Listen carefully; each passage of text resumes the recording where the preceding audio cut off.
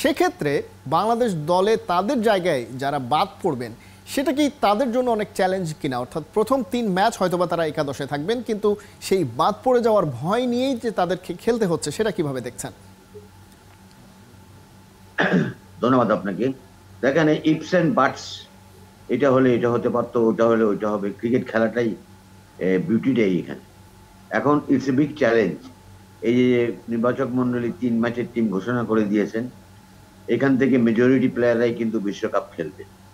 তো এই বিশ্বকাপের যে দলটা এক ঘোষণা করতে হবে আইসিসির নিয়ম অনুযায়ী, তো এইখানে যারা সুযোগ পেয়েছে এই সিরিজে জিম্বাবুয়ের এগেনস্টে, এবং নির্বাচক মন্ডলী দেখবেন যে তাদের যে রিকোয়ারমেন্ট আছে, কোন পজিশনে কোন খেলোয়াড়, ব্যাটারদের কোন কোন পজিশন, বোলারদের কোন কোন পজিশনে, যদি তারা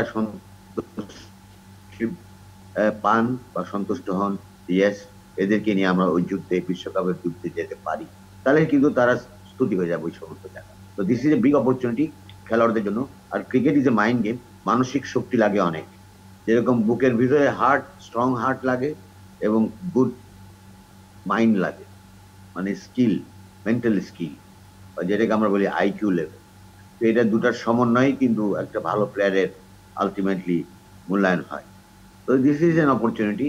আপনার কথা থেকে আমি আপনার সঙ্গে সহমত যে এটাই আছে, বাট ওই জায়গাটায় যে পারবে না, যে দুর্বল থাকবে, সে বাদ পড়ে যাবে, স্বাভাবিক কথা। 1, 2, 3 ঢাকায় জমি জিতে নিন 100% ক্যাশব্যাক সহ 20 কোটি টাকার পুরস্কার।